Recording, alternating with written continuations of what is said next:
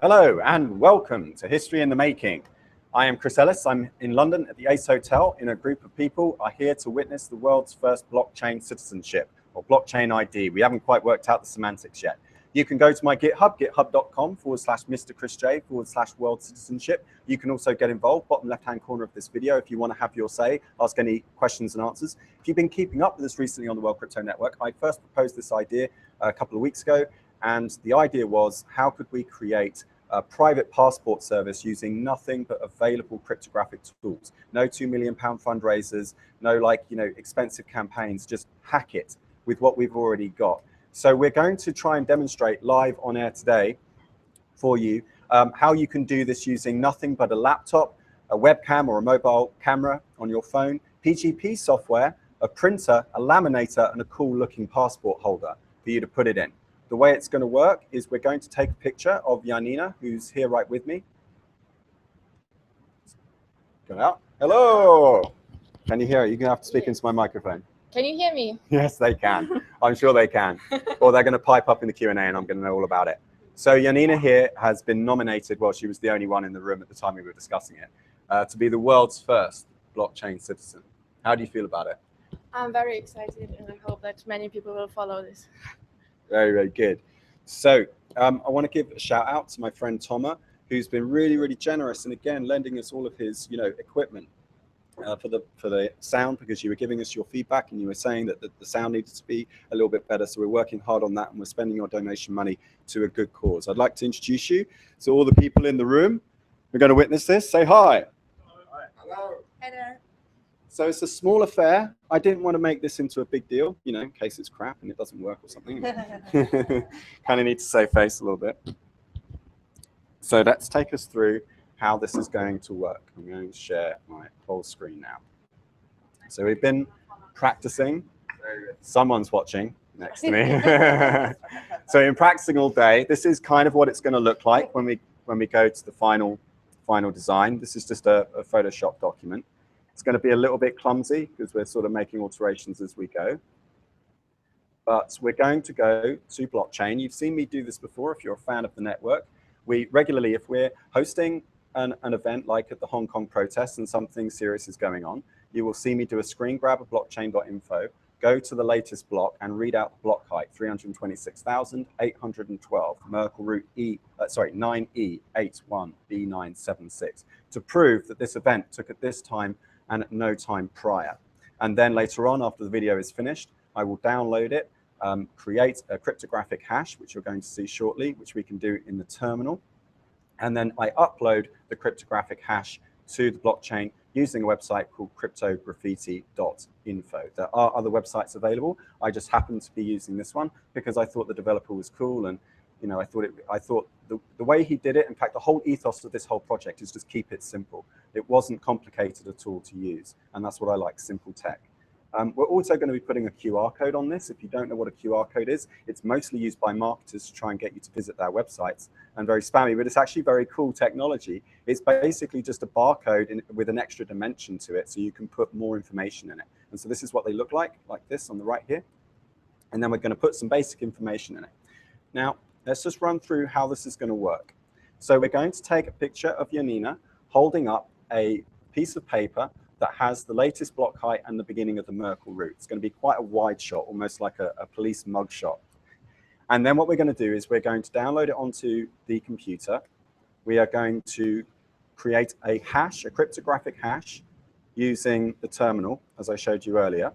And then we are going to import it into Photoshop, crop it down, and then when we're in Photoshop, we're going to put the latest block, the Merkle root, and you can see here that this web page actually has a link to Janina's Keybase account, which is a place where she has created her PGP key. We didn't do the PGP creation on air tonight because it just takes too long, frankly, and I didn't want to bore everyone. But we'll explain that in another show, and maybe we can actually get someone live on air to show us how they did it on their mobile phone a little bit later on. We then save this document down into a folder on our computer.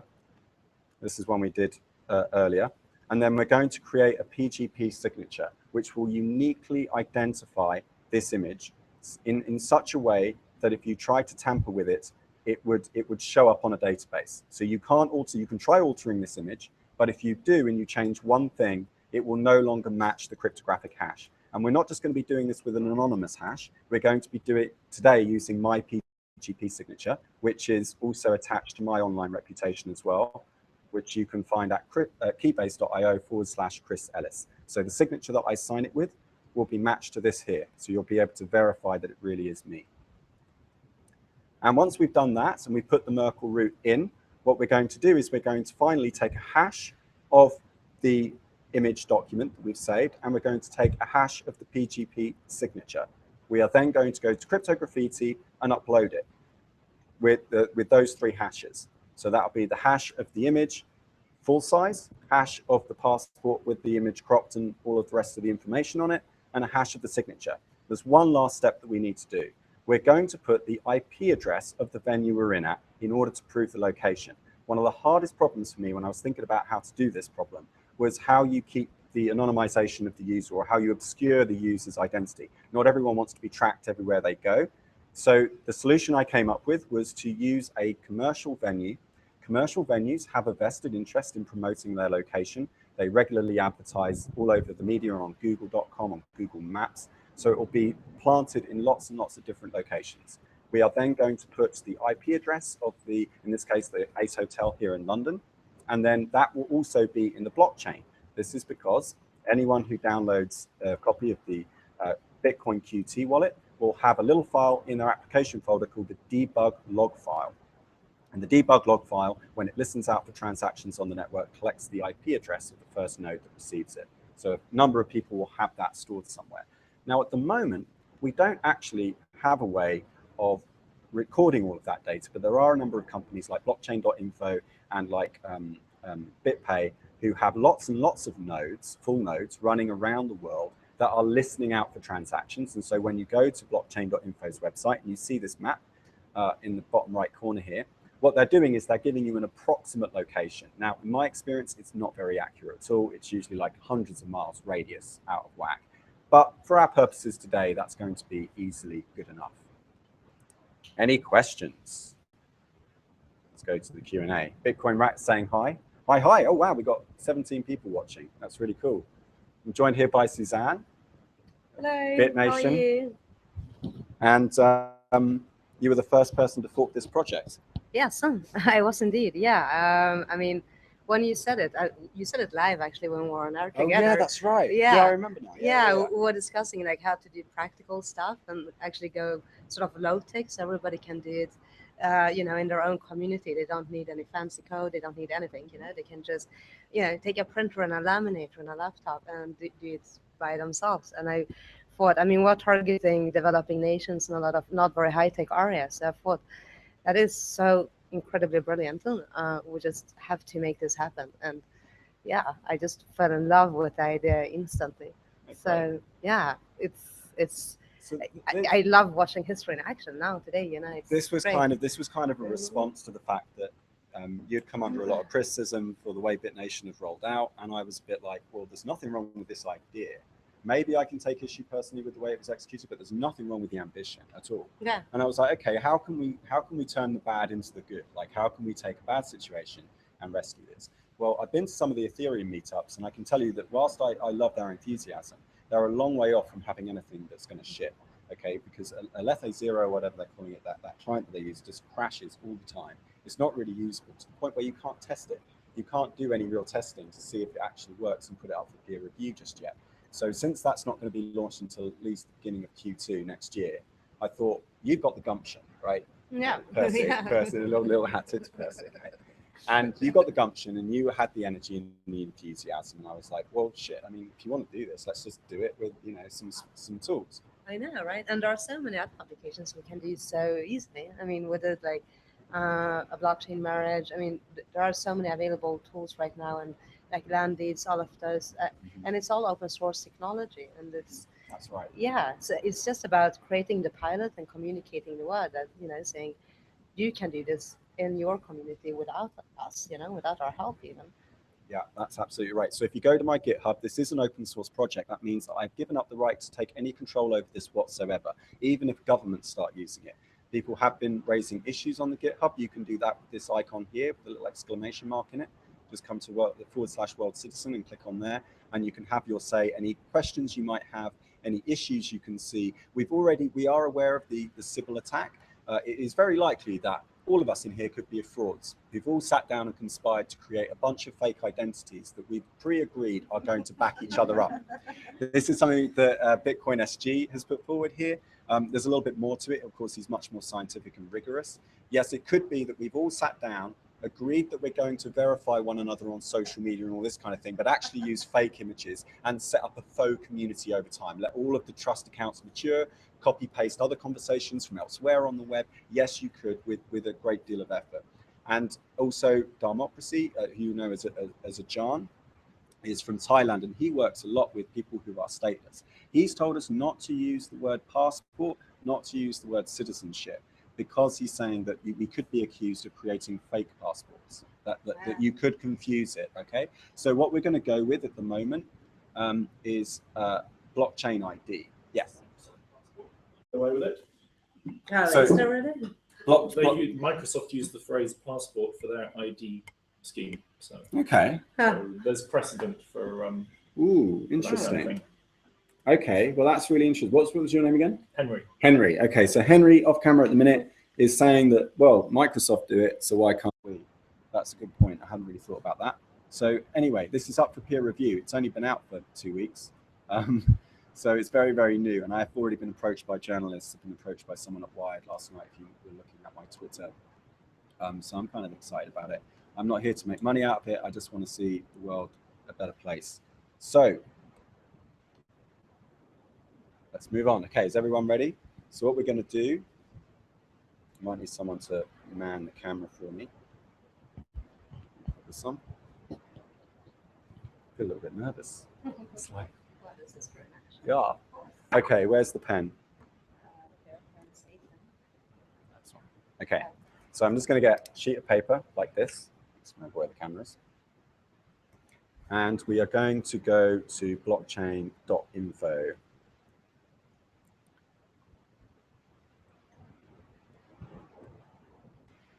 Another thing that I should add, and rather badly as well, is that I'm using semantic PGP desktop, which a lot of open source fans are going to absolutely scream at me at for using semantic. It hasn't got the best reputation. Does anyone have any views on it? Yeah.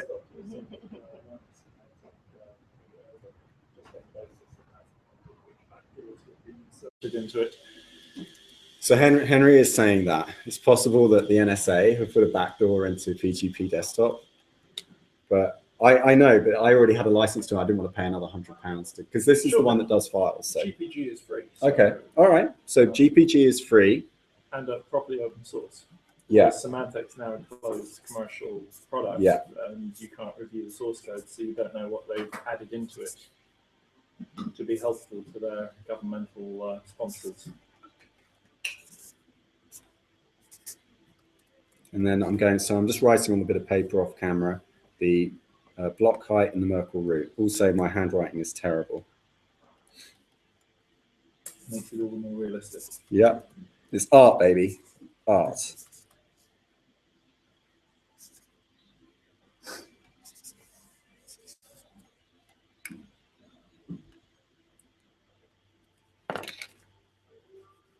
How many people are watching? 20 last I counted. Oh, my mouse isn't working. What's happening? Okay.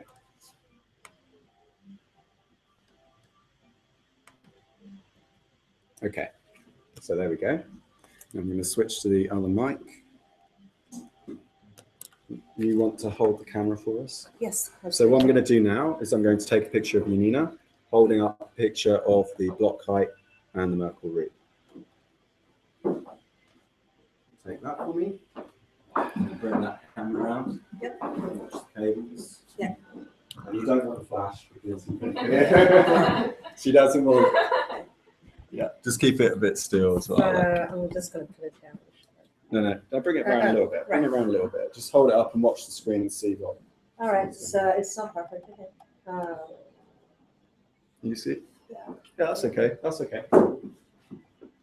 Pouty. Hold that a bit straighter. Right, a little bit lower.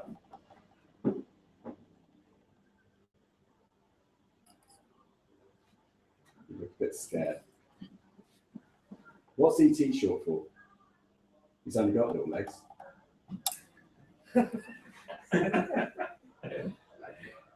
Okay, great. Cool. Okay, let's come back around, put that back towards me. Now, this next stage is somewhat time sensitive, and I'll explain why. Because as we're doing this, new blocks are being published. It could be argued that we, sabotage something, or, put you under duress, and made you sign something that you didn't want to sign in the time that, in the gap in the interval between when we publish it. And I'm just going to use Evernote. Do you like any of these ones? I like this one. Let's try that one. Wait for that to upload. It's going to go via the internet, just easier.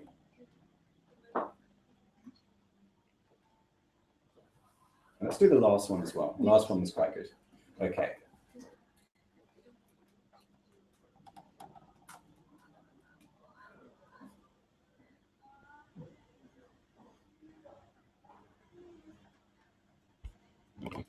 Microphone.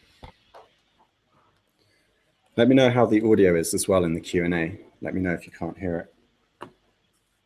It's our weakness.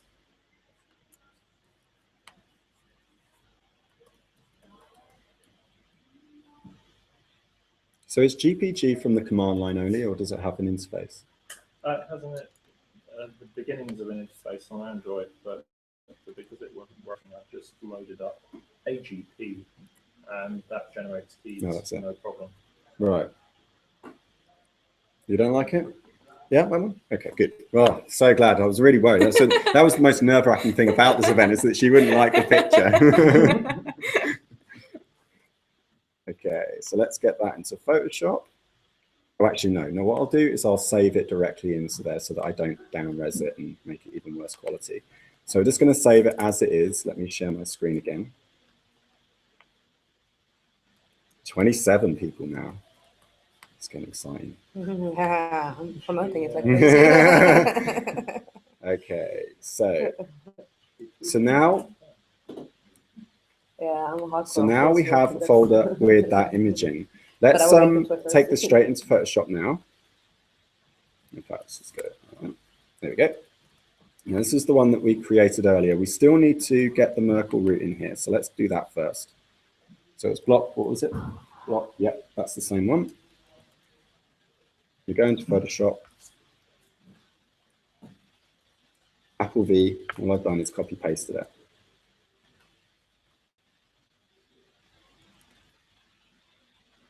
And the hope is that in time, all this will just be automated away. Once developers see the business case for this, they'll just go, oh, look, that takes ages, that's boring, let's automate that. And then this bit takes ages, let's automate that, right? So now we have that. What we're going to do next is bring the picture in. So I used to do Photoshop for a living, so I'm kind of at an advantage here.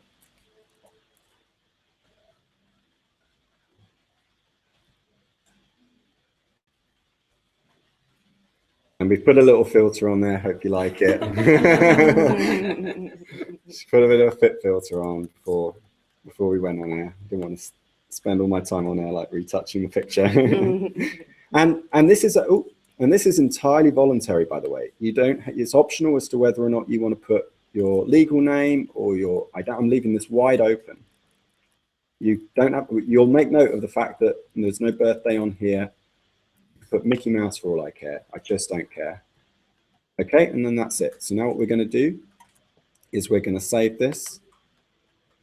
And okay, does anyone have a view on what file format we should use?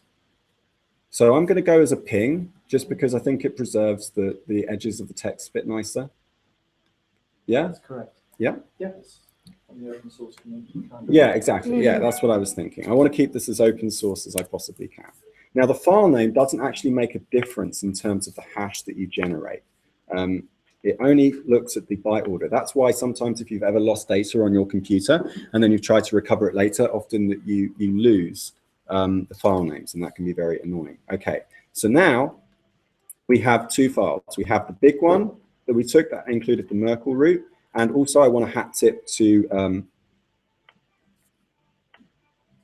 let's take a look at the pull request. Where was it? Contributors. Okay, so I want to just pay tribute here to Jack Scotty, who came up with the idea of actually doing a group photo. We didn't have time to organize all of that today, but you're right. It would be much better if there were a group of people in here, each one of them were having that picture taken, and we took one large picture to show a group and then used a crop of each person's image in order to use it. You're absolutely right. That would have been better. Oh, we can take a group picture. We can. And attach it. So this is the one that we're now going to create a PGP signature of. And because, so another thing here is because Janina only has a netbook, she doesn't have the ability to sign digital files. She only has the ability to sign like text in Keybase. So I'm going to authenticate her identity with my PGP signature. And all that does is basically timestamps it in the blockchain, and any time in the future, when she's ready, Janina can go ahead and sign the file. And as long as she refers back to the original hash, she's okay. I'm also going to, this is in PGP desktop by Semantic. I'm going to do a text output so that it's a little bit more compatible. Okay. Now, I just found it was a little bit easier to do it here. So, is this the one? Yeah, so that's what the signature looks like. No, it's not, it's the wrong folder. Where are we? Yeah, that's what the signature would look like if you opened it up in a text file. All right. But we're not going to put all of that in the blockchain, otherwise we'll be here all night. And it'll take up a lot of space in the blockchain. I just wanted to keep this really slim. Does everyone like what I'm putting in?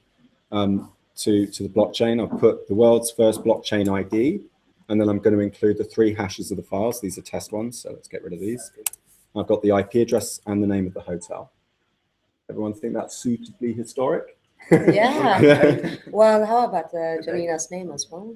What? Right. Okay. So this is. Let me just. I mean, I guess there is a reason why we might not want to do that. The reason is at the moment it's entirely voluntary on Janina's part how she wants to disclose her private information. If you go up to a passport office somewhere and they might take issue with you, you may want to hide the fact that you have a passport. When we put cryptographic hashes in the blockchain, it's not even encrypted. It's actually a cryptographic digest is actually a reduction of its origin. All it is a pointer. But you would have to spend from the beginning until the end of time, pretty much, to work out what it corresponded to, assuming that you could time travel at all. When you encrypt something, you're essentially creating a puzzle for someone to solve that is theoretically crackable at some point in the future. You can't do that with the digest. So my idea was, if I just put the digest in, it was only traceable one way. When you go to a passport office, or go anywhere, you go to a business, maybe you want to do some trading on a platform and you don't want to give them your utility bill and your passport because that's got lots of personal identifiable information in it that they could steal and sell on the black market. You could just give them the information that they were comfortable with receiving.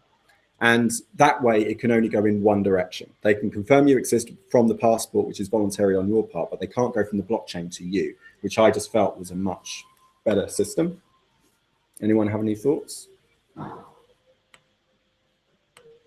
Nope. Sounds good. Apparently it's all good. Right, so we're going to go to the terminal, and it's going to do list, and I'm going to start off by creating the first SHA. This one is of the template. This was actually the file with the ID system in it. So we're going to go open SSL, digest, SHA-256, and then we're going to put the name of the file. That creates our first hash. And then we're going to do the same thing.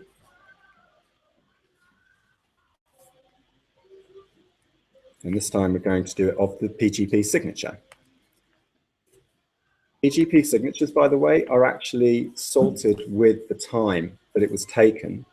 But the time is centralized time. It's taken from the international standard, which can, of course, be faked. And that's one of the biggest problems with the way our time system works at the moment. In fact, interesting tidbit of information. We went off the we centralized the time standard a year before we went off the gold standard.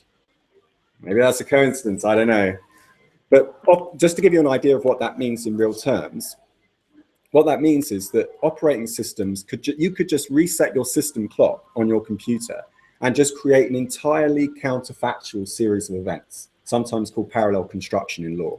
And there are law enforcers that have been accused in the past of just creating two sets of narratives. One is the real one. In fact, actually, accountants do this the worst. I know for a fact because I've run my own businesses before. And what they do is they have two Sage files. They have one with the real set of accounts in, and they have a parallel one. And what they do to make the parallel one look realistic, they copy over some of the mistakes, but they don't copy over any incriminating evidence, thus creating a perfectly plausible looking narrative because they lied about the sequence of activities. This is one of the things that frauds are good at. Now, this is cryptograffiti. It's just my personal choice, but there are other options available. And the way this works is very, very tedious. I now have to take this batch of addresses, which have hexadecimal encoded, which corresponds back to this text here. Let's just check, do an idiot check for any spelling mistakes. The world's like, this is like, there's hundreds of millions of pounds of energy going into this. I do not want to screw this up. Let me go to the other microphone one sec. Okay. So that looks right. Be really careful. 3B2. The best way to check a hash is to check the first few characters and the last few characters. Just make sure you've got the whole thing in there. Okay. So we're going to take group. And the way I like to do things is in Evernote. I organize a lot of my life in Evernote. And don't try hacking it. It has a very, very entropic password. Okay. So we're going to go to Bitcoin QT. Now, one of the things that I do in Bitcoin QT is I send, because I want to be transparent, I send all of the change back to my original address so that you can go on the blockchain and see every single hash that I put into it, okay? Because I often do this, I'm doing a Moolah investigation at the moment, an open source Moolah investigation at GitHub, where I'm collecting evidence about the MintPal exchange that went down recently. The thing is, look, I could just lie. I could just say, well, this sequence happened in this event. But at least this way, you'll see gaps in my narrative, right? You'll be able to say to me, well, what were you doing between this hash and this hash? And I'll have to account for that. And that's what police often call the alibi. So I wanted to give that option. So we've got 15 addresses. So what I'm going to do is I'm going to create 15 corresponding addresses. 1, 2, 3, 4, 5, 6, 7, 8, 9, 10, 11, 12, 13, 14, 15. Okay. And this takes time. You can come around and watch it if you want. You don't have to stay over there. Everyone's very politely saying, okay. So I've got this down to a T. 1, 2, 3.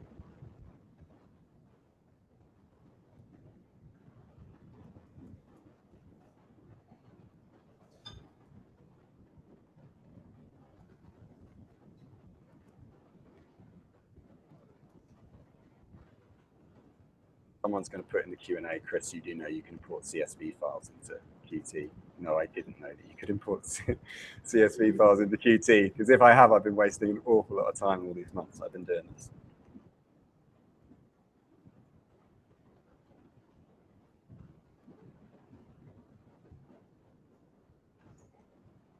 Yeah, it's good. And this last address just here, by the way, is actually the address that we use to tip the developers. And I'm a big fan of open source, so I definitely want to be tipping the developers. And they have a special amount in there. All of the other amounts are the same, 5,500 Satoshis. So I'm going to go back up through.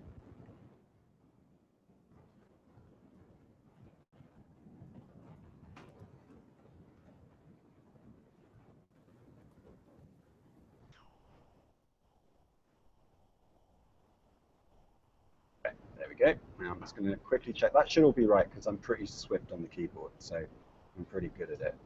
On the AL9Y6D. The reason I'm not counting the 1 is because all Bitcoin addresses start with 1. DSAW.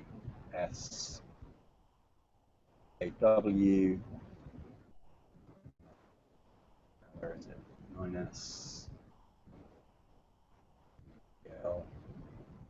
GKU. Real test of memory. This. Imagine publishing a book with nothing but private, with nothing with Bitcoin addresses in it. That'd be a hell of a read. It'd be like Ulysses. Okay. Everyone ready? Is everyone ready? Yes. Yes. Done. Now we just have to wait a few moments. Let's see how Eric. So this is made by a guy called Eric. This website. Big shout out to Eric. Hopefully, you'll be joining us. There it is.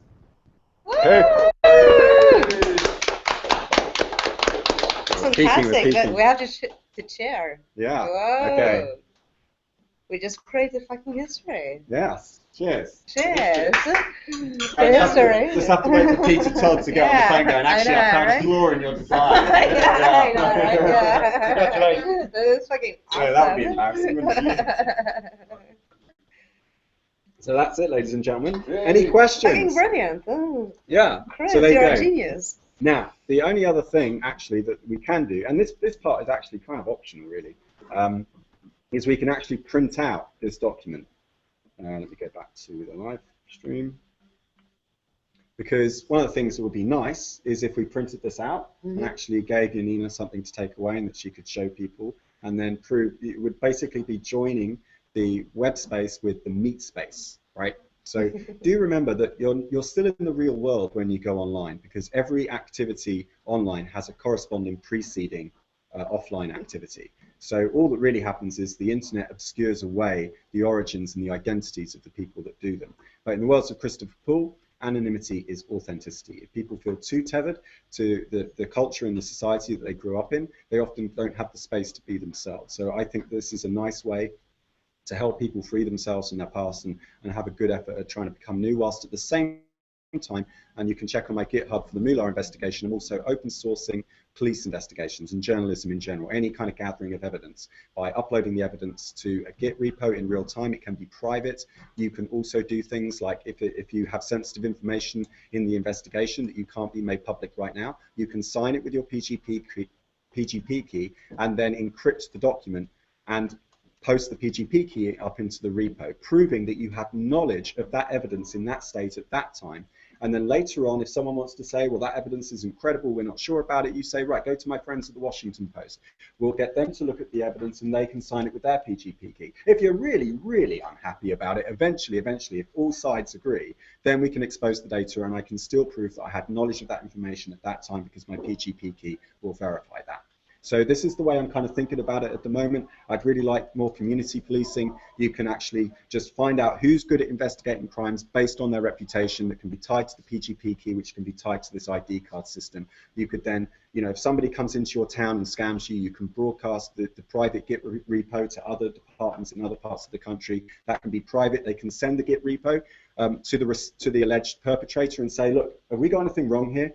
What we're going to do is we're going to encrypt this GitHub symmetrically with a 16-bit cipher. We're going to upload it to BitTorrent, and that will probably take about a year to crack, okay, by somebody. So you've got that long to respond. Well, no, it would take a lot longer to crack than that. But you could start giving out pieces of the password, and to try and create a self-stabilizing negotiation so that both sides feel incentivized to get involved in the process, thus creating a hierarchy of public attention. One of the biggest problems with frauds at the moment is they commit their crimes and then they disappear for a year or 2 years, wait for everyone to forget about it, and then just repeat the process over again. We've seen it with Trade Fortress, we've seen it with Real Solid, we've seen it with Mark Hellas, everyone.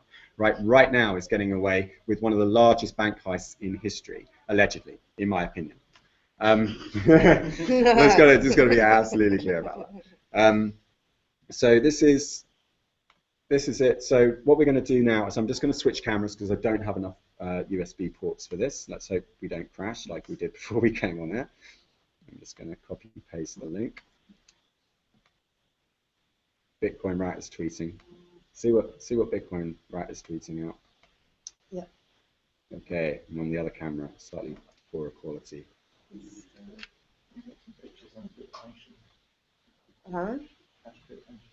Hash.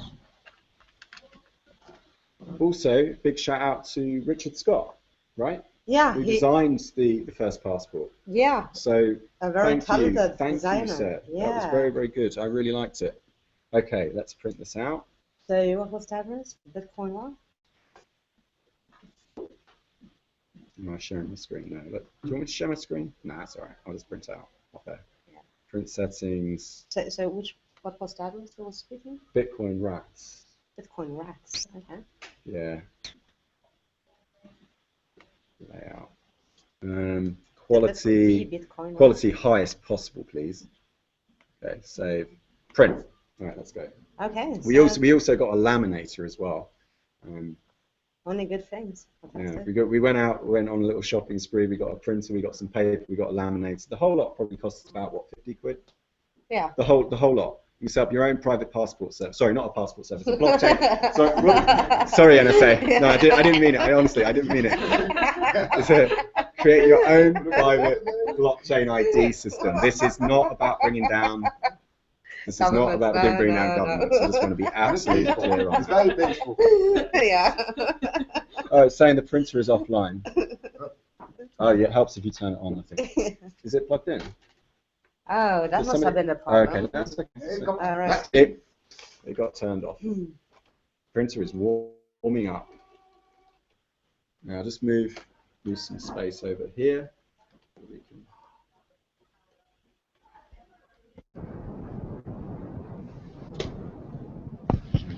pass me a laminator sheet.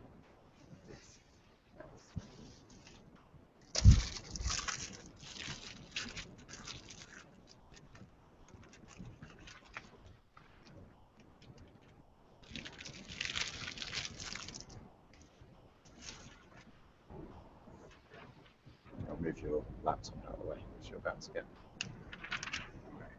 Okay.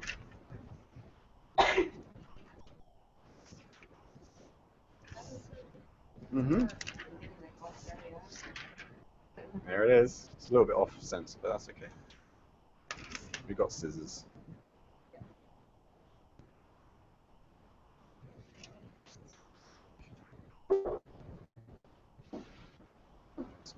Printer. I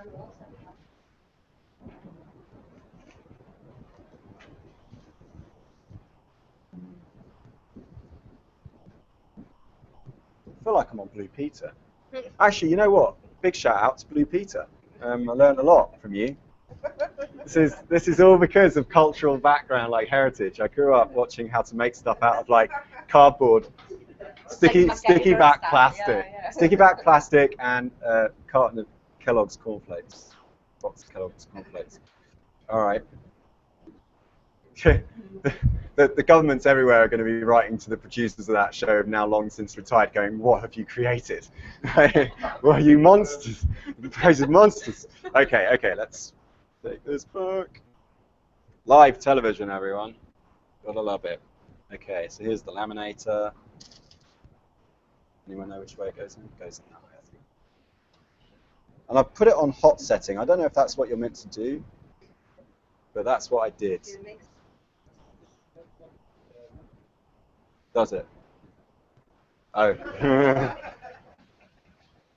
Guys. 31 viewers.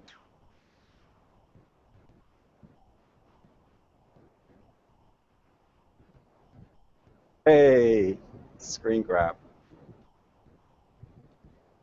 By Bitcoin Rap. Thank you, mate. I've just retweeted that. Multitasking. I'm filming and I'm tweeting. Tweet in my sleep.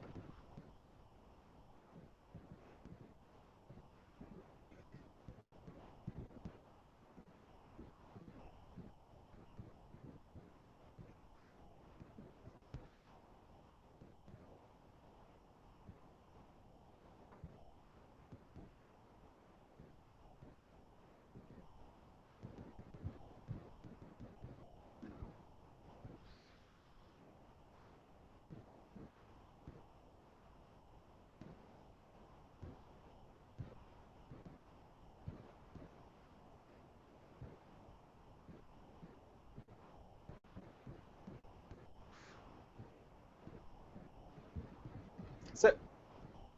So now, yeah. There you go.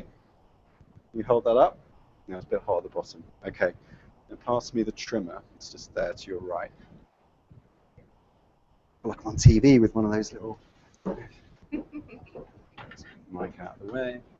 That up a little bit. Everyone's like got their cameras out. Okay, so I need to trim this down now. So.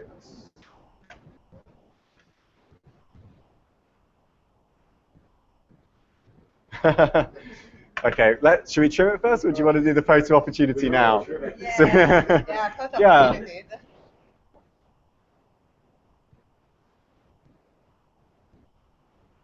I'm terrified Peter Todd's going to tweet in going, no, you missed a bit. Chris, no, I can falsify it. I found a hole in the system. How embarrassing.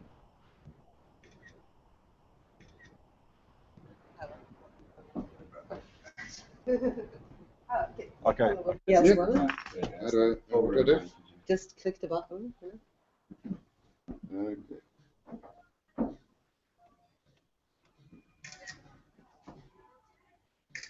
Perfect.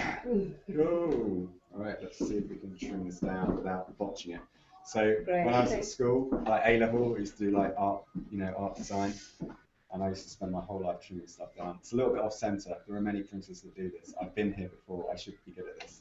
And it's actually very thick paper as well. Oh, you know what? It should be okay. I'm a master at this. Okay, let's get the point down.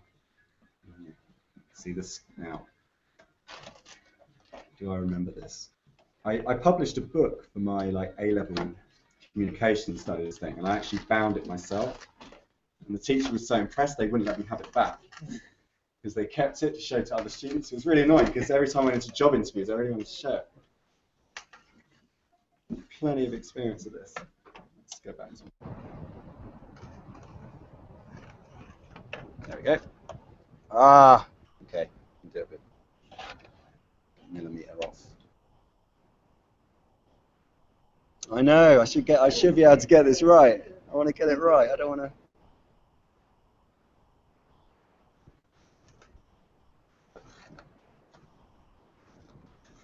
And of course, Yanina can print out as many of these as she wants, and she also needs to look after the files as well.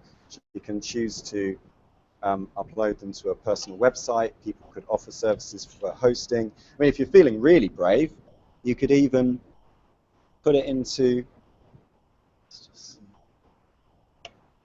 put it onto BitTorrent if you wanted, if you were feeling brave. I'm not sure. But it's weird though, isn't it? The culture at the moment, people upload pictures of themselves to Facebook and Twitter, so why wouldn't you, right? Like it's up there forever anyway.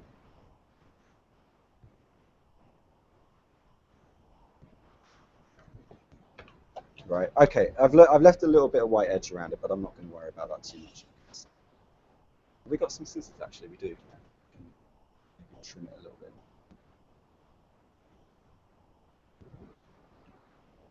I don't want to take off any glittering. I should have left more bleed on the edges, but.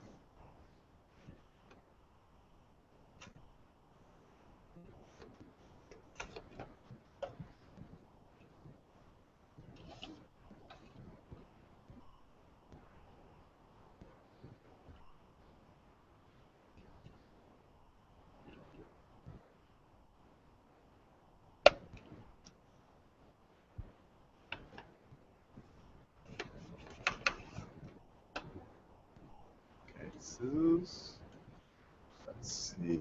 It is like Blue Peter. It's exactly like Blue Peter. That's done a really good job, actually. Okay, yeah, the trimmer could have been a bit better, but stress about it. Just gonna.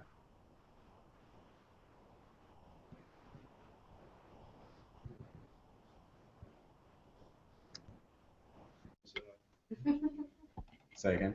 This could be a service offered by high street photoshops. Yeah. Like yeah, absolutely. High street photoshops and chemists or whatever, they used to do this sort of thing all the time. It could even be like someone reputable in the local community whose family has been there their whole lives, who just want to, help people out, leverage their reputation. We were discussing this the other day on air, like, would that, because one of the things that John mentioned was that one of the reasons why you need a passport is actually so that the destination and the airline know where to send you back to in case you commit a crime or something like that. So what you might find is people end up with liabilities when they issue these passports. You see what I mean? Because it's like, well, Joe the butcher ended up like giving out this passport, and the guy turned out to be a real tearaway. So it's going to be a learning curve in terms of like how we do it. Yeah, that's what happens when things go wrong. Yeah. All the edge cases around the principle. Well, surely that's the idea, that you'd be able to identify Joe the tearaway. Yeah. I mean, all you're saying, good behaviour. All you're saying is this person was here at this time. That's all you're really saying. I'm not happy with that. I'm going to take a bit more. I've straightened it a little bit, but I'm a little bit of a perfectionist. I can't help it.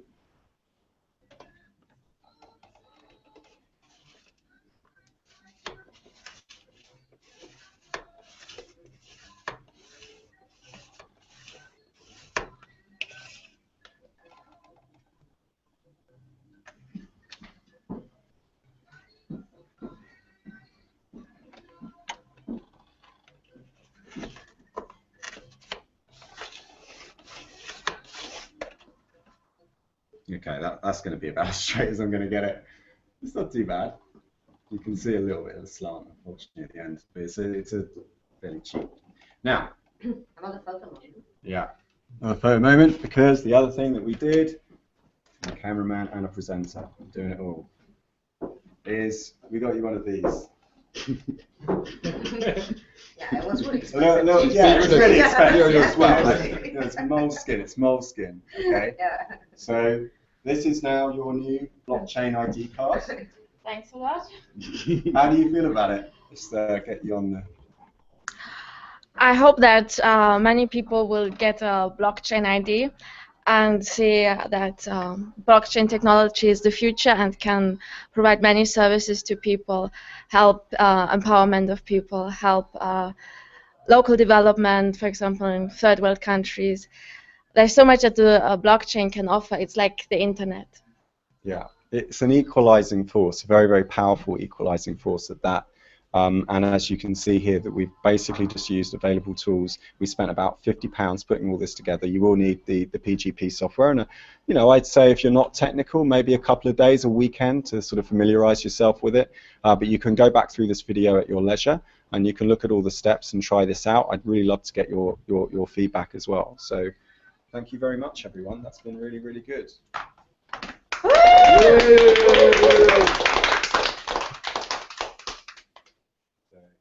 Put this in the little passport. We couldn't find one with a window in it, but, you know. Perfectionist. There you go. Thanks a lot. That's fantastic. Oh my God, this is such a. So that's really cool. Yeah. Blockchains, not borders. Exactly. Very well said. Definition. Blockchains, not borders. Yeah. That is amazing. That's our. That's slogan. really good. Yeah. That's really, really good. Yeah. It's just like. I mean, it's always been a big thing for me. My father was stateless, actually. He was a asylum-seeking refugee, so that's how I sort of started to think that the nation state was a really bad system, right? So to offer the fast, like, blockchain ID now, live, you know, blockchains on border is fucking fantastic. It feels huge, you know. I mean, Now, yeah. also, Susanne also has the title for swearing more times than anyone else in a TEDx video. Yeah, If you watch Suzanne's TED video, she swears like 5 times in like the first. I may be a little minutes. bit rough on the edge, you know, but Anarchy, yeah. Hashtag anarchy. So please do share this around. yeah, we're going to create a PowerPoint that we're going to send around as well, so everybody can do it in their Oh local yeah, that'd be a good communities. idea actually. Yeah. Really easily, you know, so you can just see step by step, laid out in a very comprehensive PowerPoint, and then, yeah, so Yeah. every meetup group can do this, like everywhere, and then it will, you know, as Chris described, be renewed like every 1 year, you know. So people have to be there physically to prove their own identity and be signed off with other people's keys and stuff. So it creates sort of an organic, like reputation system in a way, actually. Yeah, it's self-stabilizing. Yeah. You get a group of people, Exactly. like maybe you belong to a bird watching club, I don't know, anything, a tech meetup club, or Silicon Roundabout like we had here.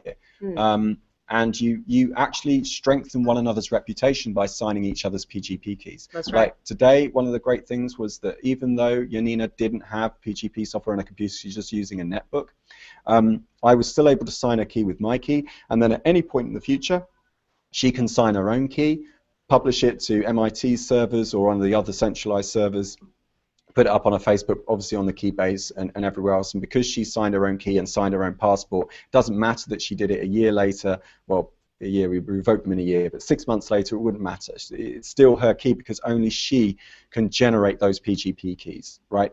You can take the document, you can take her PGP signature, and you can ask the PGP software, has this been altered in any way since it was signed, and it will tell you if it's been altered. You can also use, let me show you Evernote's Hello. So the company Evernote, which I use all of the time, and it actually scans in business cards. So if you're an app developer out there and you want to have a go at this, what it does is you simply take a picture. It says, gives you a few choices. You can take a picture of a business card, okay? And then what it will do is it will actually hold up like a line for you to line up the picture with, and then you can just point that onto the passport photo, and it will actually read the text. And then all it has to do is look at the QR code, and then look that up and say, right, does this match? Yes or no? And that's it. I hope we can find an open source version of it. Yeah. Yeah, exactly. There should be. I mean, something similar. Scanning text. I mean, I would prefer open source, but remember that the whole point of open source is that you give up the right to control the idea, right? No one controls ideas. Ideas are not objects, but people get attached to them all the time. You come up with an idea and you give it away without any interest in what it's used for at a later stage. You're giving up the need for control. One of the things about closed source projects is the companies, set up these startups, they get people on board, and then they'll close down after year 5, or they'll sell out to a group of investors, and then the code will be sunset. That's the term that gets used. That they sunset the product, and then the users miss out. You also don't know what happens to your data at a later stage, right? You could be going on these websites, they're collecting the IP address, they're collecting metrics on how you browse the website, they're measuring where you go elsewhere on the web after you finish watching them using cookies. They're then putting that in a database, and for all you know, they could sell out to somebody that's got connections to mafia or something like that 5 years down the line. They don't care, they just want the money. Or even hackers, whatever. Or even hackers, okay? And then what can happen is that your data on which you've got no forward security, right? You don't know what's going to be done with that data later. What we're doing here is we're just putting hashes in the blockchain. No identifying information about Janina was entered in. Obviously, we're doing this live stream, obviously. But that was voluntary on Janina's part. You could do it semi-privately. You could do it between a group of friends if you wanted to. And then when you go to a website, let's just showcase Keybase again, because I think that didn't showcase that enough. So this is Keybase. I've got 88 invites. Yeah, so if you're interested, yeah, big thanks to Chris at Keybase. He's the founder of it, and he gave me an extra 90 invites the other day. Chris Coyne, also the co-founder of OkCupid and SparkNotes. So big thank you to Chris. That was great customer service. I'm just a bit gutted that I didn't get keybase.io/Chris. He kind of beat me to it. I'm a bit, oh well, can't have everything. So yeah, big thanks to him, and big thanks to all of you at home who've been watching us. We've had a comment here from. Let me just go back. Stop. From Armando Votan, who says, I want one. Everyone will want one soon. Yeah, I know, right? This is quite possibly going to be the first open source viral campaign. Like all the other viral campaigns, like when you create a virus, man, you're creating a disease. Be careful with that shit, okay? Right? Diseases go viral. Just be like, make good things go viral, right? You're trying to create the good. And so it could possibly be the first open source viral campaign. I hope so. Only with your help. I got so many requests as well. It's insane. Everybody wants to be a world citizen, and why not, right? Yeah. Well, we can't say world citizen. Yeah, they're blockchain citizen. Blockchain's not borders. Blockchain citizen. Okay. Yeah. Yes. So one of the things also that I put in my journal. Well, free people, let's say. Yeah.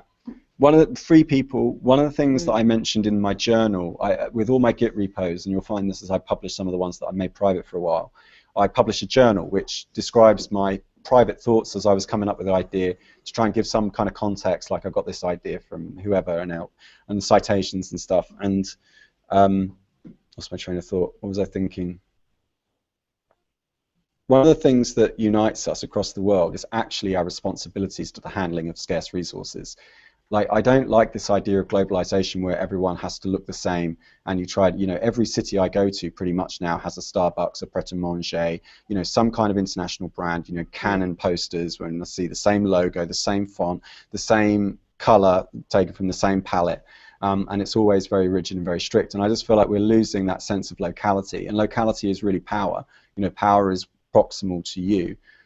So I think this is the wrong kind of globalization. The kind of globalization I want to see is a globe where, in spite of our differences, we're able to come together and form an agreement on how we should treat the resources we all need, the resources that help us become unique, the resources that empower us to find out who we are, to live authentic lives, not listening to someone else's voice in an office all day and being told what to do.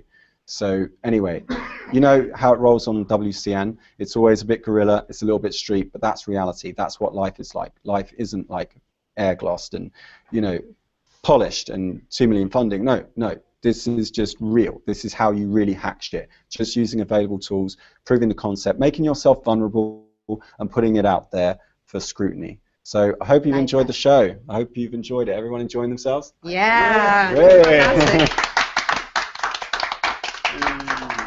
Oh look, we overspent on the booze. Everyone's gonna think that I'm an alcoholic for the last few shows. They've just been 3 last videos of me just drinking. I don't drink all the time, I promise. So I do. Well, I don't sleep. No, actually, that's true. I don't sleep. So yeah, thank you. Big thank you to everyone who's shown their support. A few of you have reached out to me on Twitter to say how you can get involved. You don't need my permission. You can just fork it on GitHub. You really don't have to wait for me to give you the okay. Please do lay into it, criticize it, the ethics of it. I really want people to criticize the ethics of it. I want to know what you think, because this is essentially a private URI, universal resource indicator, that you own.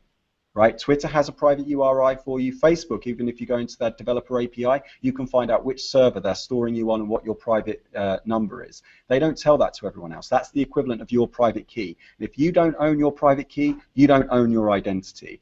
So thank you very much for being with us today. Check us out on Twitter @WorldCryptoNet. I'm @Mr. Chris Ellis. Thank you very much for your time.